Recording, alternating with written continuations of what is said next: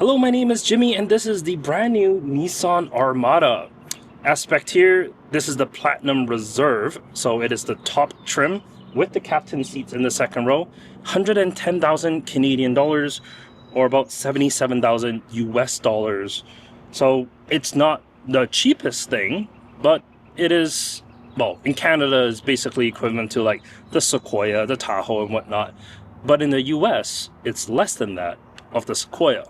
And let's be honest, that's probably the main competitor. But let's check this out. This is actually really cool.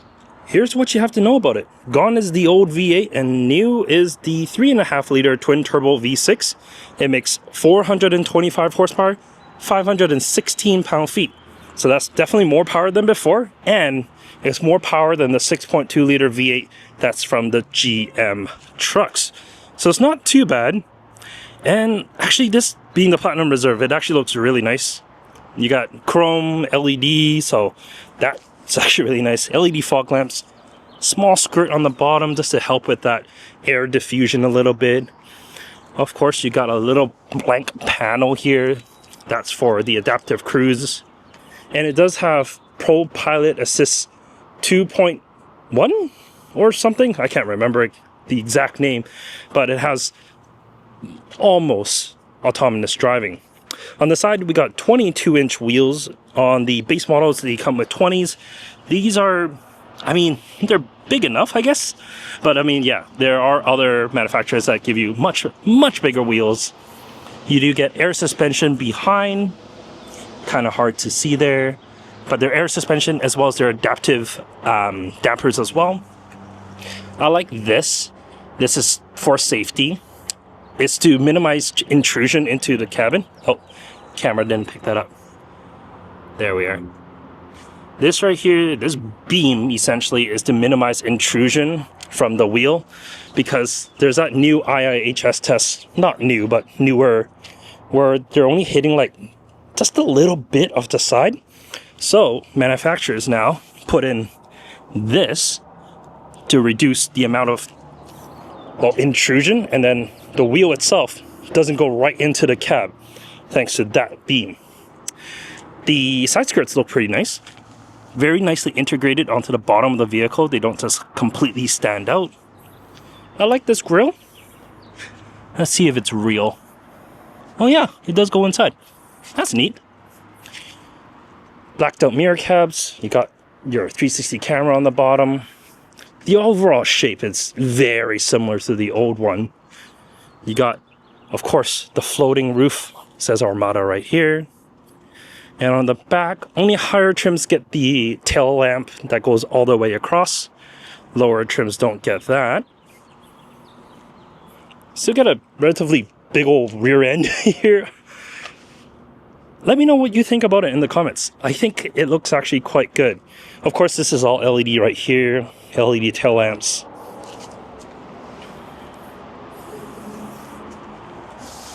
Check out underneath, we got your spare tire, independent rear suspension there, of course the air shocks. Let's pop open the trunk. Space is basically the same as the previous generation. Got a little bit of storage here. Oh, it has the info sheet. So average 14.7 in the city, 12.4 on the highway. I think those numbers are pretty easily attainable. Let's drop that down. You got a 120 volt outlet, maximum only 150 watts though on the side here. On this side, you got the air suspension, you got the seat, so you can fold that down. So left side, let's fold this and fold that to expand that cargo area as you need. As I said, this does have the captain seat, so it's 2, 2, and 3. I have a headrest there, so it's it's not liking that. Let's bring those back up. Let's check out the interior. Starting with the third row. I'm gonna move my bag over.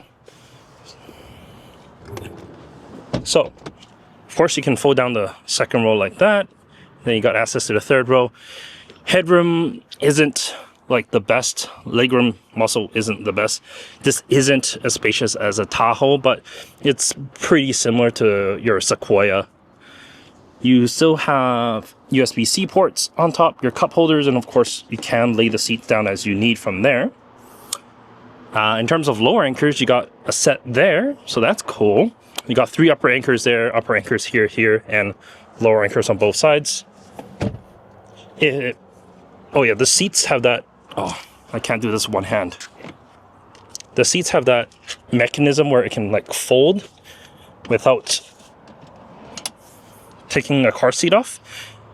But because your seatbelt isn't attached to the seat, which means that to use that feature, you have to have the car seat on the lower anchors. These has a maximum weight of them of 65 pounds. So if it's a forward-facing seat, chances are you're not using this as much.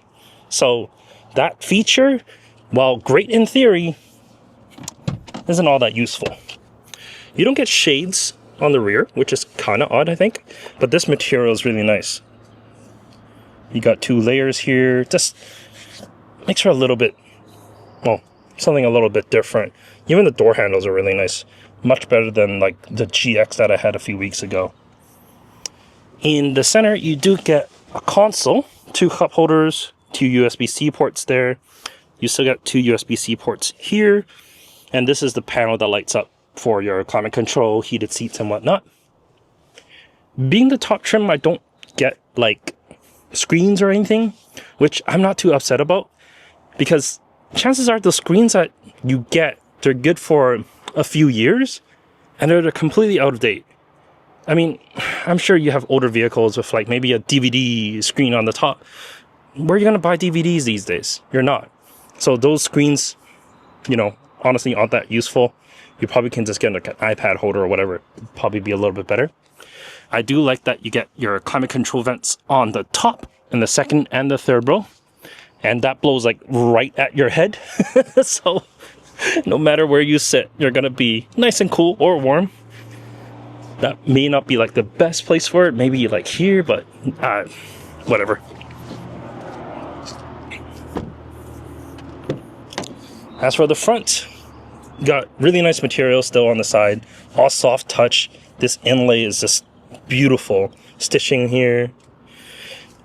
The buttons are pretty typical Nissan, nothing too crazy about that. And then hard plastics on the bottom. Like other Nissan and Infiniti products, the switch for your massaging seats are right there rather than in the infotainment. I actually like that. A physical button is just easier. Although some people might not be able to find that just because no one really thinks it's on the side of the seat. Because the shifter is a little different now. You got a little bit of cubby in the middle. You also get your 12-volt outlet there. The parking brake is right here. It's a little bit out of place, but to be honest, you don't use it, so it's fine. This wood is really nice. The color, and actually really like this interior. Alright, first of all, let's actually start it.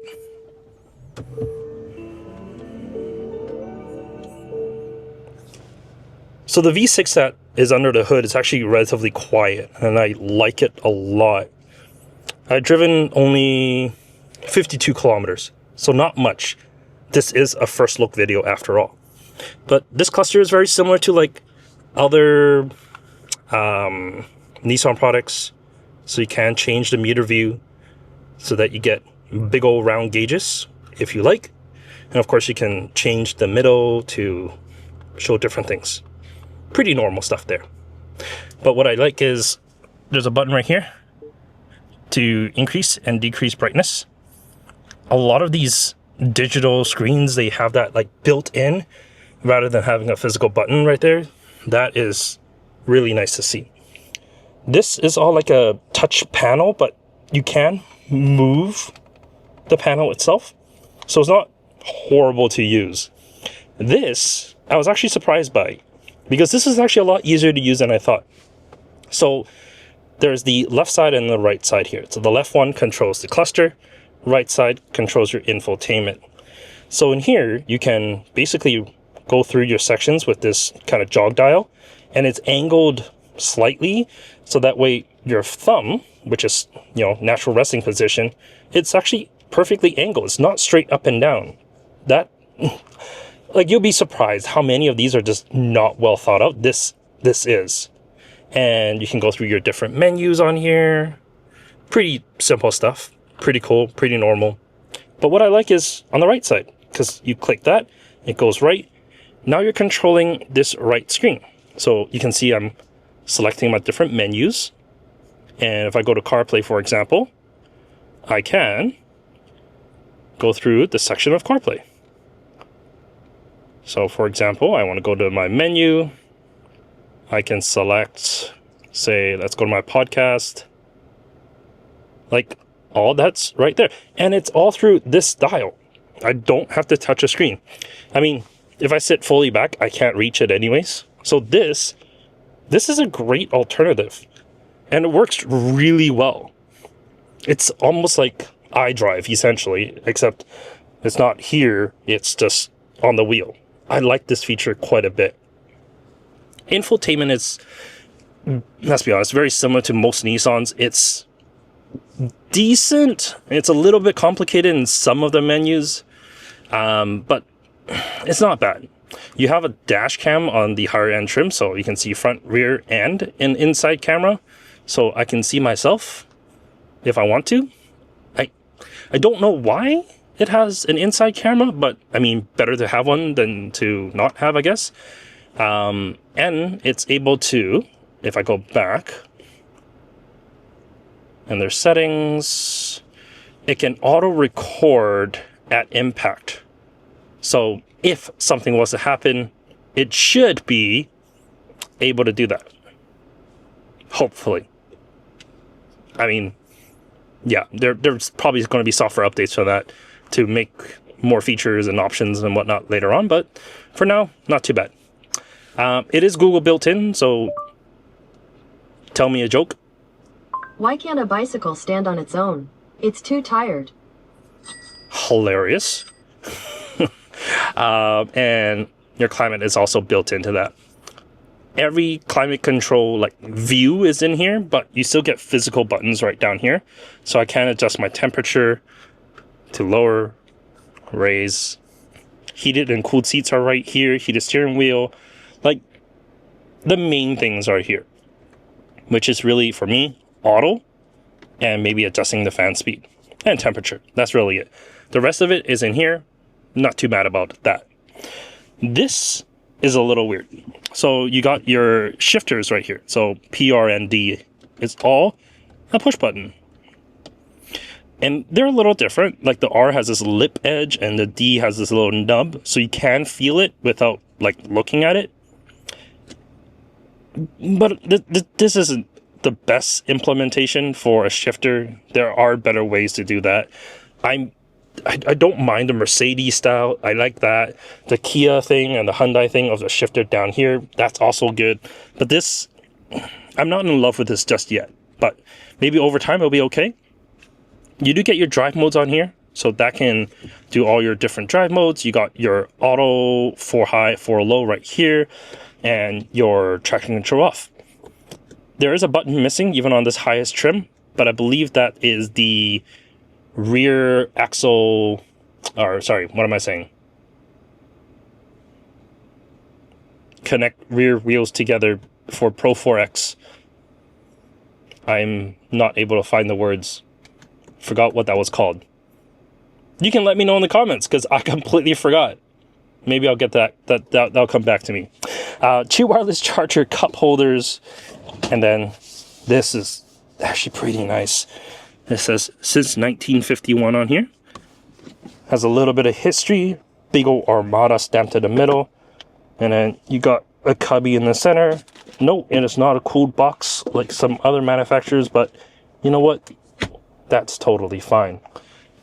The seats, yes, they're quilted. They look nice. No, they're not the Infinity ones with the headrest speakers on the side, but you know what? That's fine. I've heard those ones. They're okay. They're not like horrible or anything like that, but you don't really need them. The Klipsch sound system that's in this, it's more than decent for what you get. So totally fine. Oh, brake controllers right here.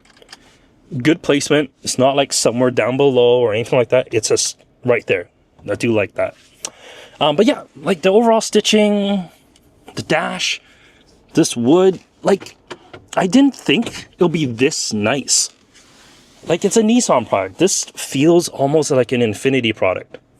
Now, of course, there is an Infiniti version of this, the QX80. With the QX80, they move this here away. So it's another screen on the bottom for climate control and mainly climate control. So there's another screen here to make it a little bit fancier. But you still get the push button shifters. They moved this really. And this whole part is different. But you know what? This is nice. This is like pretty darn fancy for what it is. And look, volume knob. That's great. Track forward and back. That's great. You got your digital rear view camera. That's great. You still get a cup holder, or not a cup holder, sorry, sunglass holder. And there's LED lights on the top, panoramic sunroof. Like, it's all here. This is a really, really nice cabin. Almost makes me think that you don't have to step up to Infiniti anymore. Infiniti, in terms of pricing, it starts like right where this leaves off. It's like there's a little bit of overlap and then goes up from there. But this is, wow. The stitching, like it's, you know what? For a Nissan, this is absolutely great. Look at that stitching on the steering wheel. It's cross-stitched there. Like, this looks a lot fancier than it should be. But yeah, I think that's really all I got to say about the Armada here. Let me take a look at my notes to see if there's anything that stands out. 0 to 60, about 6 seconds, which is kind of what you expect. More than quick enough. Tows 8,500 pounds, which is the same as the previous generation. Sadly, 500 pounds less than the Sequoia, so there's that. Ooh, if you want it without the captain seats, it's $1,200 less. I'm a big fan of bench second rows, so this, well, sure, it's pretty and it's fancy, and I'm sure if you're carrying adults, they'll love the captain seats, but a bench makes more sense for a family, and of course you can carry more. And because the third row in here isn't the biggest, fold that third row down, use it as a 5-passenger, 2-row kind of SUV, and yeah, the bench just makes a little bit more sense. The Pro 4X is even less at $97,851. Oh, one thing I saw on the website that I was like, oh, that's kind of cool, are these screens. So these screens here, these are the bigger screens that's available. These are 14.3 inches each. If you get the lower end trim, those are 12.3 inches. So they have bigger border on it. I don't even know if it like it's a little bit lower. I haven't seen it. In the pictures, it looks like it's the same, but with just thicker borders around it. But you know what? 14.3 inch screens on both sides it's good. 12.3 isn't shabby neither. I don't think. Oh, where's my camera pointing? There it is. I don't think a 12.3 inch screen is too big of a downfall. In terms of starting price, 87,851 Canadian dollars, or in the US, 57,520. Base Sequoia in the US is 62. So decent amount of savings there. In Canada, a Sequoia is 87. So it was the exact same price as this. It's kind of weird. Canadian pricing and US pricing never really matches. But yeah, I think that's really it for this first look anyways. If you have any questions, let me know.